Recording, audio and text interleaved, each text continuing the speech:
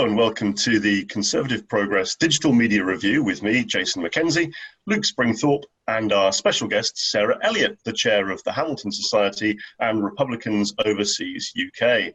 Welcome, Sarah, and we're recording this on the 3rd of July, so there's a slight American theme. We're looking at three pieces of digital media today. At the light-hearted end, a guy called Rob Sutton has done a piece for Conservative Home, introducing the top 50 Conservative MPs on Twitter. And at the weightier and more serious end, we've got a piece by Philip Booth for CapEx, saying Boris shouldn't copy FDR. It won't end well. So it's definitely the New Deal is not what we should be going for. And then there's the Washington Examiner piece by Richard Lim saying, are we being set up for another stunning Trump win? So let's start with that piece on Trump. Are we, Sarah, being set up for another stunning Trump win? I think we are. But I'll go into how this piece relates to today. And it's all about how Harry Truman really surprised the pundits and the press with his victory. You know, he even, the press had even produced the newspapers that said Dewey defeats Truman. And Truman, you know, in that famous photograph is holding up that newspaper cover, which again, the press and everybody got it wrong. Truman would, you know, the Democrats had been in power for a long time. They thought the pendulum was bound to swing back to the Republicans. It was the post-war period. You know, Truman was known for making a very tough decision with the atomic bomb in Japan twice. And so, you know, he was also a bit uncouth. He was argumentative. People weren't showing up to his rallies and events. The press was commenting on how many empty seats there were. How does that sound familiar? You know, but at the end of the day, people wanted to stick with what they knew, and they wanted to stick with somebody who, you know, even though a little rough around the edges, was bold, was courageous, and had America's interest at heart, and did get us out of the war. And so I think that for those same reasons, President Trump is exceptionally appealing right now, especially in light of the social justice warriors, the pressure, the social pressure being put on everyone to toe the line around Black Lives Matter and being politically correct at all times, and being canceled, the elimination of conservatives on Twitter and other social media platforms. The president is defending the right to free speech, the right to bear arms, the right to private property, and he's even put in an executive order to defend our monuments and statues on the 4th of July. I mean, if that's not a sign that America is really divided right now, that on our national holiday, we can't even respect our national monuments, and the figures who founded our country, like George Washington and Thomas Jefferson, even Abraham Lincoln statues have been destroyed and removed. Then, you know, America is on the razor's edge, and people see Donald Trump as that defender of America. He's a proud American. He's doing it for the American people. And when you look at Joe Biden, he's not the candidate of inspiration. In fact, a poll has come out that says that 60% of Biden's supporters are voting against Trump, not for Biden. And really, America loves voting for someone they believe in, that they know can deliver. And the message coming out in this election is going to be who can deliver us from the COVID economic disaster, and who can get us back on track. And I think that's why they're going to choose Donald Trump in November. And ironically, it's the same date, 1948, November 3rd, 2020, November 3rd as well. It's very interesting you should say that, and I'm actually going to agree fully with you, but I suspect something like 80% of people watching or listening to this will think that we've gone down the rabbit hole. What I loved about this article was the way it started. With 5 months until the election, things couldn't look any worse for the President of the United States. His approval rating is down to 40%. People are getting tired of his antics and the insults he hurls at his opponents. The media is increasingly confident that come November, the voters will elect a new chief executive. And then, of course, it snaps back in history. And I suppose my view is that I'm surprised that the figure for people who are voting Biden because they want to get rid of Trump primarily, is as low as 60%. I think a generic Democrat would probably poll better than Biden because he isn't that inspiring or inspirational force. He hasn't got vision, nor has he even really got solidity. You know, he's got the comfort that comes with knowing that Uncle Joe has been there before as vice president. He's run for president multiple times. He's going to be okay because he's probably not going to do anything. And the people around him are going to do that. And I would have been really bullish about Trump's re-election prospects pre-COVID. I'm not certain that the Trump administration has handled COVID particularly well, although it is really interesting to look at the difference between how different governors in different states have approached it, and how, by and large, my read on it, the Republican governorships seem to have done a better job. But I'm really interested to hear what Luke's got to say about this, because I suspect he might not be on the same page as us. No, it's surprising. I am. I actually think, obviously, Trump's been here before, hasn't he? Because, I mean, he wasn't supposed to win the last election, was he? He was written off and ridiculed at every single stage of that through the primary process.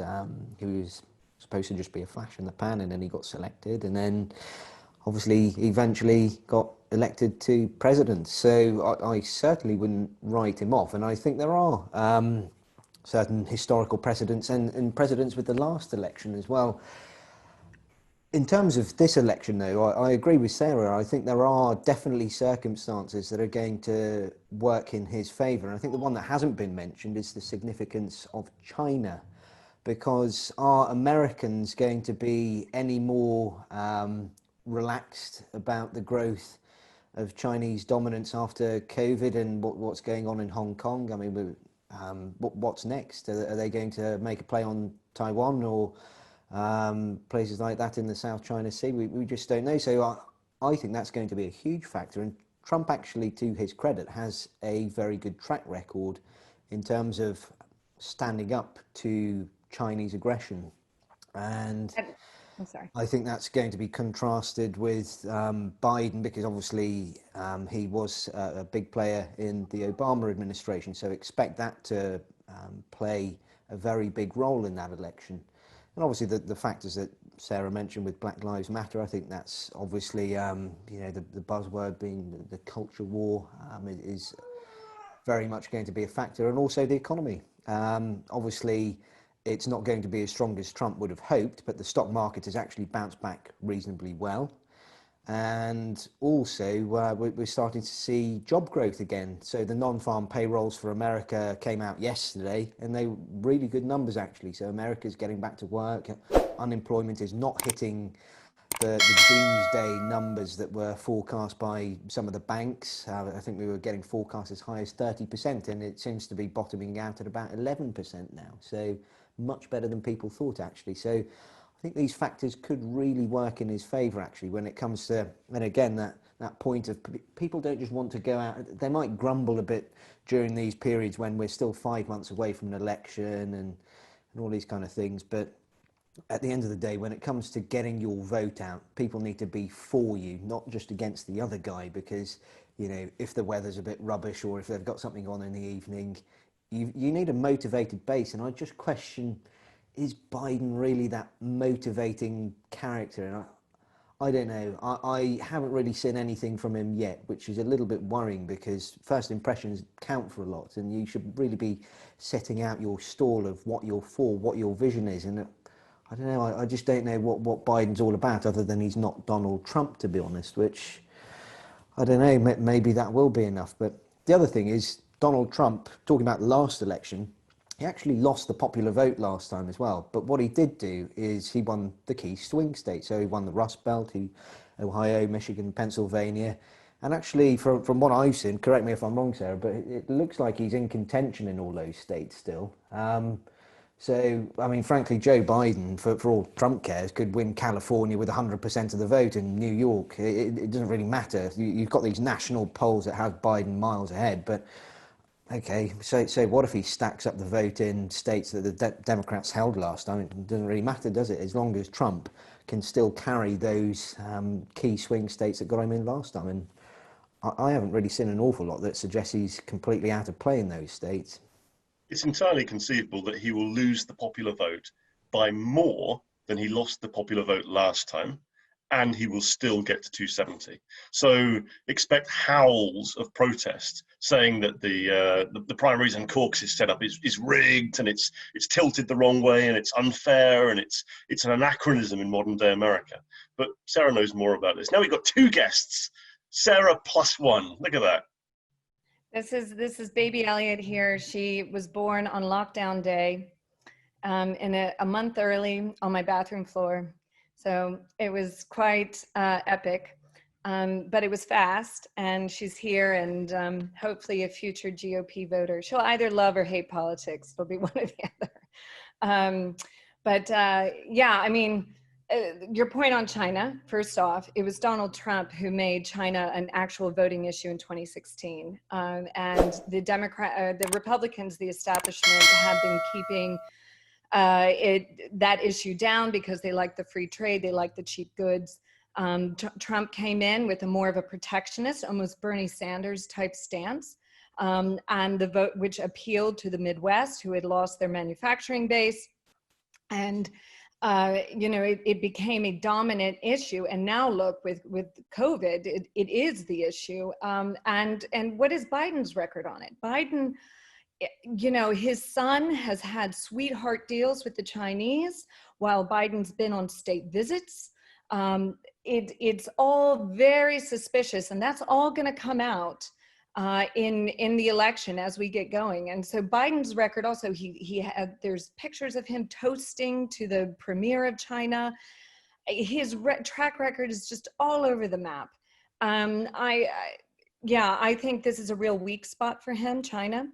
And then, like you said, I mean, Trump only won the same number of people who could fill Wembley Stadium. They were just in the right states. So it will be close in Wisconsin, Michigan, Pennsylvania. But now the other states that are in play that weren't in play in 2016 are Arizona, North Carolina. Florida looks like it'll probably go Trump, but it will be close. They won Republican governor and Senate races in the midterms. But, Arizona, why is Arizona turning blue? Well, that's because, Republicans and Democrats alike actually are leaving California under the burdensome of the bankrupt state to go to Arizona. And that's what's making that state in play. It's all about the swing voters. It's all about the independents. And quite frankly, there are not many of those left. After 4 years with Trump, you're either in his trench or you're not. You have an opinion about him. He's like Marmite. You either love him or you hate him. And so those swing voters are a very small margin. But I think what Donald Trump has been very effective doing, which the media does not give him credit or covers, is his outreach to the Black community. And the fact that not only economically they were doing the best under the Trump administration thanks to his tax cuts in 2017, but that they're sick of the rioting. They're sick of having their own communities destroyed, and a lot by white left-wing liberals in the name of Antifa, or even in the name of Black Lives Matter. And I think they're sick of being lied to, and they're sick of being pandered to. I mean, their communities have been destroyed for over 50 years by Democratic mayors and Democratic governors, and I think they're now looking for someone else to vote for. Does that make them loyal to the Republicans? No, but that makes them loyal to Trump. So I think we're going to see an increase from the 12% that Trump received, I think even upwards past 20%. If that's the case, then you're going to see Trump take some of these swing states, like Michigan. Just as a riposte to that, though, Sarah, there'll be some people watching this whose primary interest is British politics, and they don't really know, the exhaustive amount that you do about American politics. But the very fact that you're saying President Trump could get 1 in 5 African American voters shows just how locked in the African American vote is to the Dems. And the other thing about swing states, which I've only started looking at this in the last 10 years or 12 years or so, it's amazing to think that the Dems just say, well, we've got California locked down with all of its electoral college votes. We've got New York State locked down. And at the moment, at least, it's still looking like the Republicans can confidently put Texas into their column. And there are at most 13 swing states who really matter. And I think one of the bold things that Trump did 4 years ago was try to campaign in states which were right on the fringes of that. And what would be interesting for me as a marketing PR professional is to look at how deeply the micro targeting goes, and how much the get out the vote and the trying to win over the independents and swing voters will be. The other thing which really interests me, and this will segue neatly into the CapEx piece, is what Trump will come up with. Will he come up with this Rooseveltian style New Deal? Will he come up with some sort of package, some grand policy initiative for the American public that will win people over en masse and promise them a better future? And the piece that Luke's picked out, and I love CapEx for this, it picks out just three kind of key thoughts. And one of them is that Roosevelt's New Deal was not the great savior of the US economy. And another is that Britain had a relatively good depression compared to the US because it didn't come up with a New Deal. But I'm stealing your thunder, mate. What's this all about, this piece?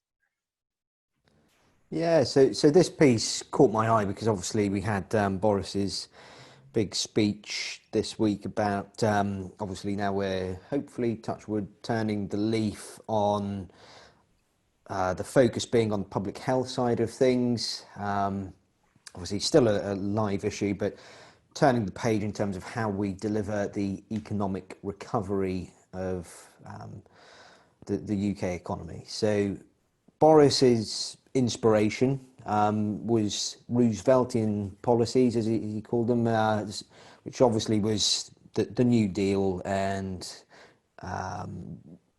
throwing large amounts of public money, essentially, trying to get demand fired up and get the economy reignited. Now, Philip Booth's piece was really interesting, actually, because, I mean, first of all, he said, actually, in terms of what was actually announced, he said, thankfully, actually, there wasn't that much there that was comparable to the New Deal. So he said that, from his perspective anyway, was a relief. But actually, he said, we're actually looking at the wrong source of inspiration, and actually we should be looking to what the UK did in the 1930s, rather than trying to replicate this big spending Keynesian style demand stimulus. And I actually, I don't think it was covered too much in the article, but I have seen figures. I think Rishi Sunak himself has said that credit card debt is at very low levels compared to where it's been in the last couple of decades, and people have got more cash in the banks. And it kind of makes sense, really, because actually we have had the furlough scheme, which has been paying 80% of people's wages up to now. And if you've been working, then, I mean, I'm working from home at the moment, and I'm not paying to commute to work. Obviously, there's little distractions when you're at work, so, popping to the pub after work or going to dinner, or all these kind of expenses that aren't on the cards at the moment. So actually, people are saving a little bit more. And really, what would the merit be in chucking a load of demand stimulus when actually people already have a bit of cash in the bank account? So what he was talking about is, in the 1930s, the big driver for UK growth that we should be looking at this time was the importance of private sector house building. So I think what he was saying, last year, house building was at a 30-year high, and even that was only half the amount of houses that were being built in the 1930s. Now, I actually live in a house that was built in the 1930s, still standing today, good quality house, I hope. But actually, and he was saying the driver for that wasn't government stimulus and government cash. It was a liberalised market. It was by virtue of the fact that only a small part of the country was subject to planning controls, and a stable regulatory environment and a liberalised market for land. And actually what we're looking at now is, I think we've had this reheated policy of building on brownfield land, which seems to have been trotted out by every single Prime Minister now. Theresa May said it, David Cameron said it, Gordon Brown said it. So and we haven't really hit the highs of house building that the government wants to achieve. So at some point, there's going to have to be a difficult conversation, I think, and I assume this is probably what Philip Booth is driving at as well, without necessarily saying it, is how sacred is that green belt? Because that is a severe restriction in terms of the UK's ability to build private housing. So at some point, I think that's going to have to come on the cards, especially, you know, I live in London and I see flats going up left, right and centre, but what I don't see is that the kind of place I'm very fortunate to live in, you know, a nice house with a garden and somewhere that you can actually feasibly have a family, rather than just a little 1 or 2 bed flat and a balcony, which, you know, is nice for the particular kind of person, I guess.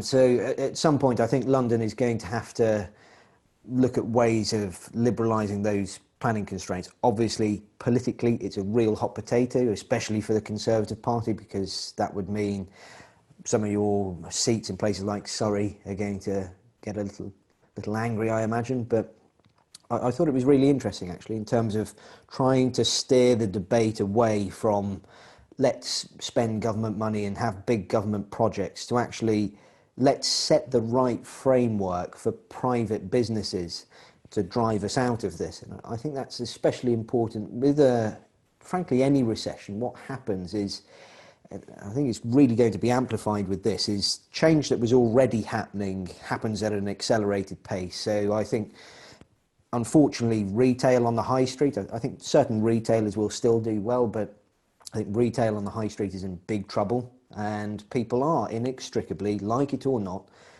going to stick with doing a lot more of their retail purchases online. So, you know, how much merit is there in the government continuing to try and prop up the conventional high street?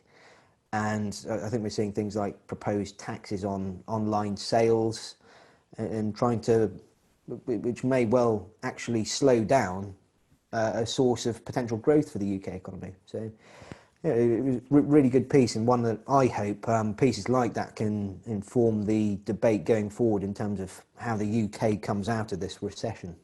So Boris Johnson's administration has got some difficult choices to make, and it needs to make them decisively, and it needs to make them quickly. So when he stood up and gave his build speech, yes, I'm for that in principle, and I think the country as a whole recognises there needs to be some dramatic change.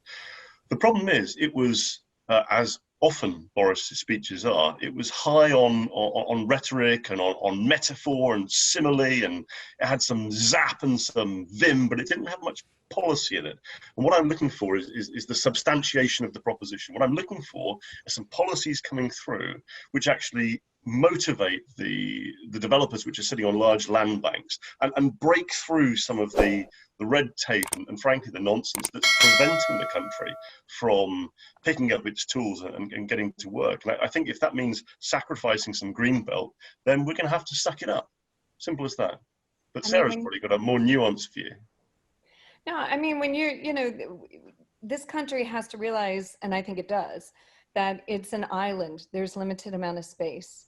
And when you keep increasing the population each year, which is, you know, fine, that can be debated, but you will then have a housing shortage. You have to, something has to give, because you have to give people, you know, something that's humane to live in, you know, especially if we're going to keep having these pandemics and they keep wanting to lock us down or work from home. You know, we have to, our whole society is going to need restructuring. You know, this might not have anything to do with the building of new homes, but I think it does, is the cutting of stamp duty. I mean, or just to get people moving. I mean, and you know, I know I've talked to a few estate agents recently who've said that the market is really hot right now for London. And, you know, people have been sitting on ideas of wanting to move, and now finally COVID made them, you know, actually say, we got to do this. And I think it's because a lot of people want to move out of London. They want more space, or they want to be closer to family. And it's all this work-life balance that People are juggling and trying to discern what's most important to them in a post-COVID world. But yeah, I mean, what I liked about the article at the end, he stressed the supply side element of it. Supply wasn't a problem supply wasn't a problem in the Great Depression. Like it was demand, really. And so now I think the demand is here, and you need to just create the opportunities for that demand to facilitate and to grow and to create and to be entrepreneurial. And you need to let go of the state so that the individual can go and do what we want to do, the free thinking risk taker, because those risk takers are the ones that create jobs for everyone else. And that's what grows the economy. That's how wealth is created. And that has been seen in the United States in the last 3 years with the Trump tax cuts in December of 17. We had not only record stock market, but we had record unemployment for minorities, and record employment for women.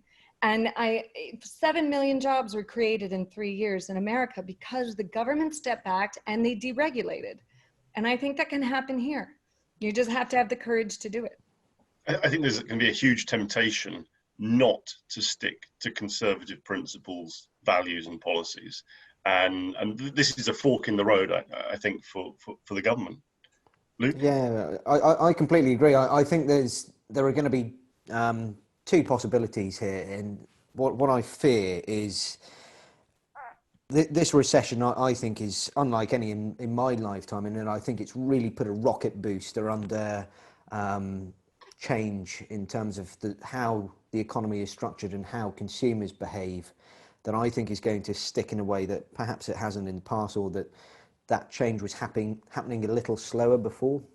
So the temptation will be twofold. One will be to try and preserve the way things were, and to extend this period where everything's been wrapped in cotton wool, rightly, while everything's been shut down. I think it would have been incredibly irresponsible for the government not to. So that will be the temptation on one hand, to try and preserve the old way of doing things, and that has to be tempered against perhaps a more painful in the short term possibility of letting some of these businesses fail and frankly make way for the new. And I think that's going to be, in the long term, short term, yes, a difficult thing to do, but in the long term, I think we'll set the UK on a much better path, because I think we should be doing better in terms of producing globally competitive tech companies that at the moment are very dominant in the United States, but we do have some great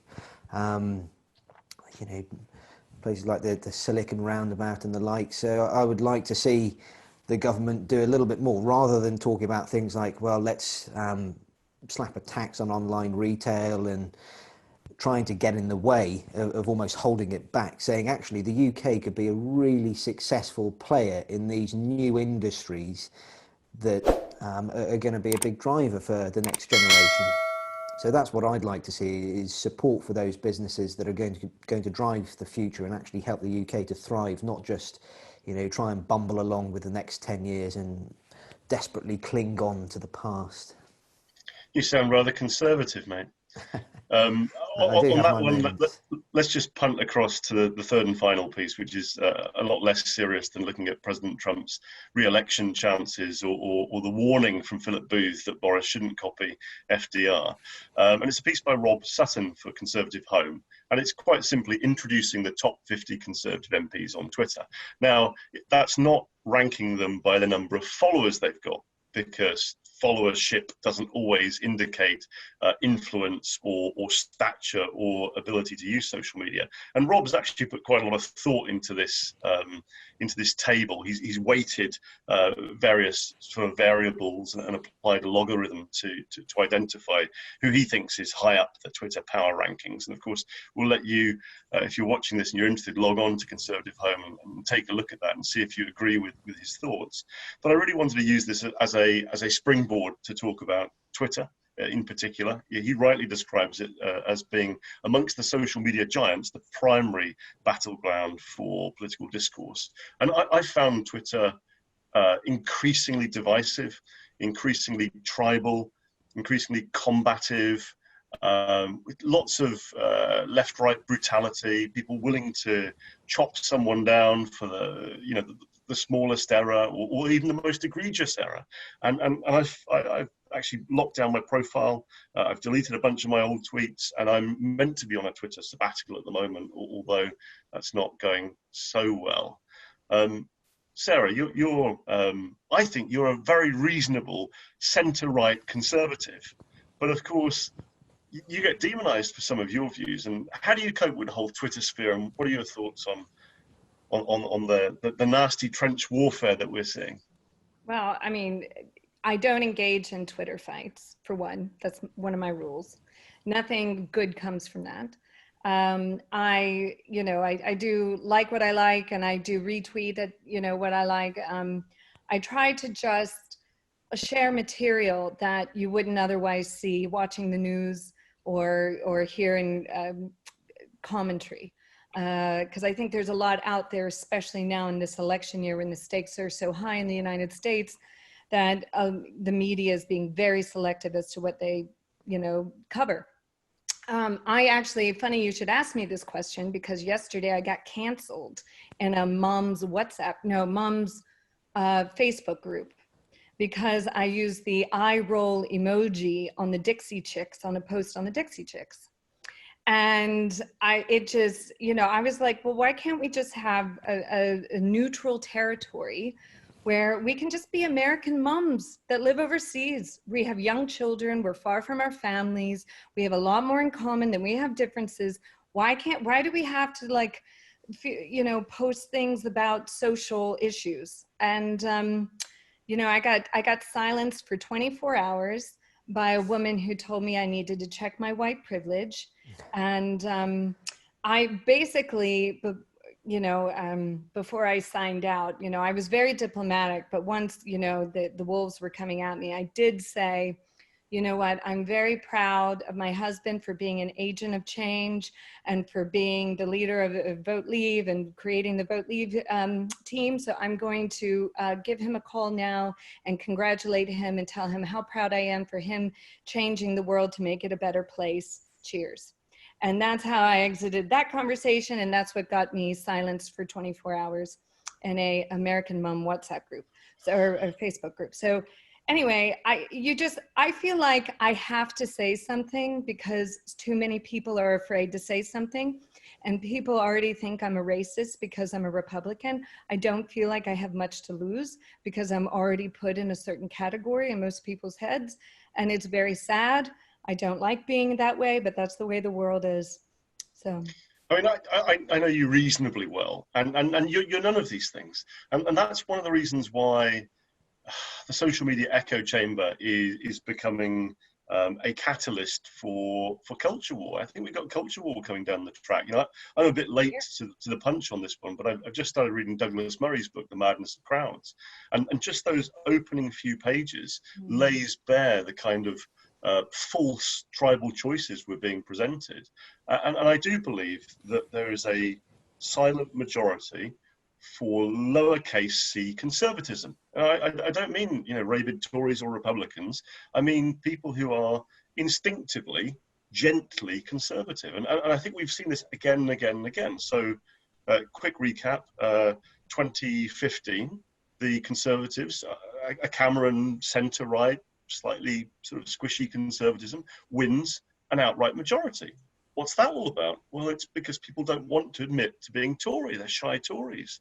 2016, Trump wins. Where did that come from? With Hillary polling, clearly sort of 5% ahead.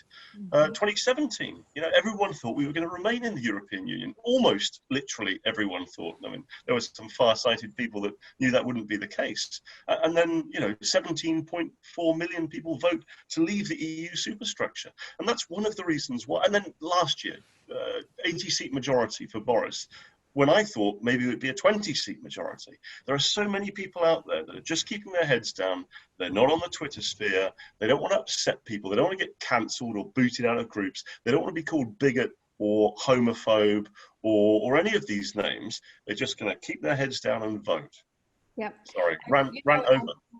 What's not shared in the media about the Tulsa rally for Donald Trump is that, okay, so he didn't fill out the stadium. There were a lot of intimidation factors, I should say, that surrounded that stadium, COVID, protests, but also online, he had over 11 million people watching that rally. So even though they weren't in the actual building, people took the time, and I know people from all around the world who were up in the middle of the night watching that 2-hour rally online. So, and some of the turnout for the primaries, for instance, on the Republican side in these primaries, which people didn't really need to turn out to vote in the primary, Trump is the candidate on the GOP, they were turning out in record numbers, as in hasn't been seen in 40 years. It is an incredibly motivated base. There's way more enthusiasm for Trump than there is for Biden. And this is why it's going to be a long election season, and no one can predict the outcome now. But this is why I predict, even if it's close, as it was last time, Trump will pull through. Luke, Twitter. Yeah, I mean, you've got to be so careful now, haven't you? Because it's almost like swimming in a tank of piranhas, and that they are waiting for that drop of blood to eat you alive. And it's quite grotesque, I find, with, you say one thing wrong, and there are demands for you to be sacked from your job, and very real consequences. So, I'm kind of in the same boat as Sarah. I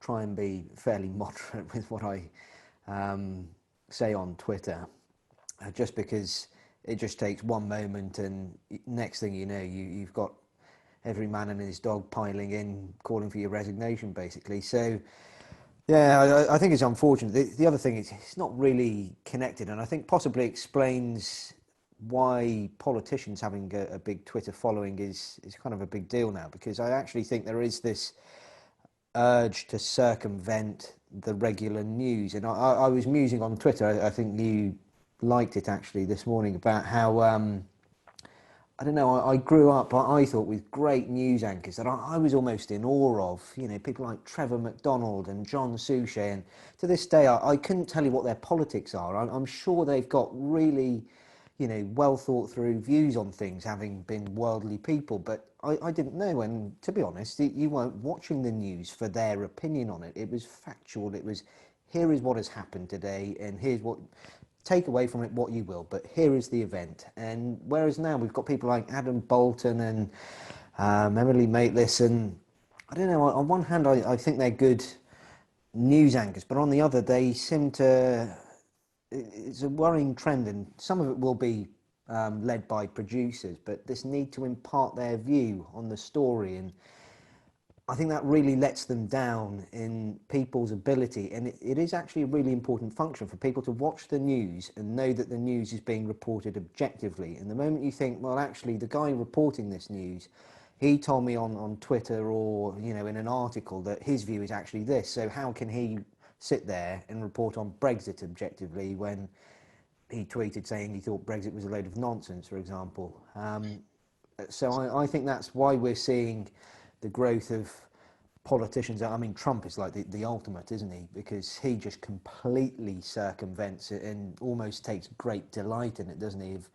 That he just has this ability to beam what he wants his followers to hear and just completely cut out the conventional news distribution. And I think there's obviously Farage is the big one in the UK that has the undoubted ability to do that and create his own headlines. And obviously Boris was top of that chart, wasn't he? I think Boris again has that unique ability. If he puts something on Twitter, that will probably lead quite a few headlines. So it is interesting in terms of how Twitter can be used by politicians to shape the news, but also I think for a lot of people you have to be pretty careful on there. Three thoughts on that, Luke, if I may. Firstly, yeah, I did like your tweet, but I'm not meant to be on Twitter, so stop outing me. I'm trying to do it covertly, one tweet a day and a couple of surreptitious likes and DMs. Secondly, and this is really important, we need to get back to a place where there's editorial integrity and editorial impartiality. And there are three categories of people out there, right? There are news anchors and presenters, and what I want them to do, by and large, is read the news and give straight back interviews. Second type of person is the journalist, whether it's broadcast or print or digital only. And a journalist, I want them to report fairly, accurately, and impartially. And if I have a story in the Telegraph and a story in the Guardian, I might expect there to be two different slants, two different broad worldviews, but with the same facts. So they need to be more editorially impartial, and they need to keep their personal opinions out. And the third category are pundits. Now, if you're a pundit, you can bring your perspective in. If you're a feature writer, if you write op-eds, you can bring your perspective in, and I expect that from you, and I want that from you. But if you are a reporter, journalist, or if you are a presenter, anchor, keep your opinions out. I blame America, actually, for this, Sarah. Wow, but yeah, we're blamed for everything, aren't we? Aren't we? You know, we do it. We get involved, you blame us. We don't get involved, you blame us. You know what? I agree 100% with you. I mean, I think why we are where we are is because our institutions have failed all across the board. The media has failed. Our religious institutions have failed. Our governments are failing. You know, the schools are failing. I mean, it's just across the board. People don't even know who to trust anymore. They don't even know if they can trust the Dr. Fauci. They don't even know if they can trust the WHO. I mean, and so I think that the media would do a great service to healing both of our nations if they could actually be impartial. I'd just like to say, if YouTube is watching this, that negative reference to the WHO doesn't necessarily represent the views of those on this show. So please don't take us offline just because someone said something slightly critical about WHO. And by the way, big social media, it's not your job to editorialize. You're a platform. Let people have free speech. And more importantly, let them think freely and don't second guess what they're thinking. Not that anyone's listening to this, but hey, it appears I'm a bit punchy today. I need to let off some steam. Final thoughts. I want to ask both of you about one thing that's been in the news, Hong Kong. What do you think about the government's fairly generous and bold offer to the 3 million Hong Kongers? So I support it. I think, it, as you say, it is a bold move, not least because it has incurred the wrath of the Communist Party of China and the government that leads China. So I don't doubt that there are going to be some sabres rattled there, because clearly they do not like the criticism that is coming, not just from the UK. I think Australia has also been very vocal in their criticisms, particularly on the origins of COVID and wanting an international inquiry into that. So I think it is important that we start to make a real stand on these issues, because I think the conventional policy over the last decade was to roll out the red carpet, which we famously did for Xi Jinping, state banquet with the Queen and everything. And I think that has to stop now, because China is not proving to be a reliable and dependable partner internationally. And on one hand, it pains me to say it, because it is not going to be a comfortable course of action. And it could well, let's be honest, it could result in our lifetime equivalent of the Cold War, because China does have a lot of muscle. And I think they're going to start trying to flex it. And the variable that we have control over is how we react to that. And I don't think the right response is to continue to bury our head in the sand and say, well, oh God, let's try and not ruffle any feathers. Let's continue to have Huawei embedded in our 5G network. Let's let them do their thing in Hong Kong, because what's it going to be next? I wouldn't be very comfortable if I were a resident of Taiwan right now, because I'm going to hazard a guess that if our response to Hong Kong is weak, then It's a test, to be honest. I think they are testing how we respond to this and how far they can push us with threats. And I think it's a path, because I don't think their ambitions are limited to this. I think they have a lot of ambitions in terms of the South China Sea, and it could cause chaos if we're not very careful, because obviously Japan in the past has had some animosity with China in recent years, various territorial disputes there, and if we're not united, then obviously the response that you might well get from Japan is they feel alone and perhaps start to respond a little bit more aggressively themselves. So I think it's very important that we perhaps, yes, it may well be a difficult decision, but I think it's an important one that we have to make. And the final words from you, Sarah. I couldn't agree more. I'm really pleased with the British government on this front. I thought that during the protests last year that the West didn't speak up enough. And they are waving British and American flags. They're begging for help, the Hong Kong citizens. They are pro-democracy. They're real freedom fighters. They should inspire all of us right now. Their lives are on the line. It's actually, I'm very emboldened when I see them. And I think we need to welcome them with open arms. We need to help Hong Kong as much as possible, because as Luke said, Xi has some great ambitions. And I do see that this century is going to stage between the West and China, and we cannot ignore it. We cannot just think about cheap goods anymore. I know Americans, very free market Americans, who are now saying, I will pay more for American made products. I want us out of there. It has completely changed the conversation 100%.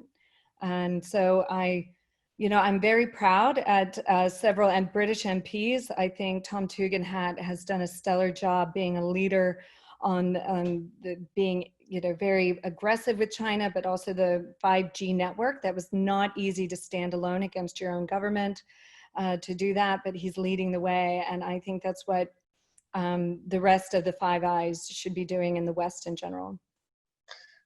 And on that note, Sarah Elliot, thank you so much for being our guest. You've been fabulous. Luke Springthorpe, you've been pretty good too. And thanks also to Richard Lim, who wrote for the Washington Examiner, to Philip Booth for CapEx, and to Rob Sutton for Conservative Home. We will see you, hopefully, this time next week. Thanks for watching. Thanks for watching our video. And don't forget to like, subscribe, and hit that notification bell.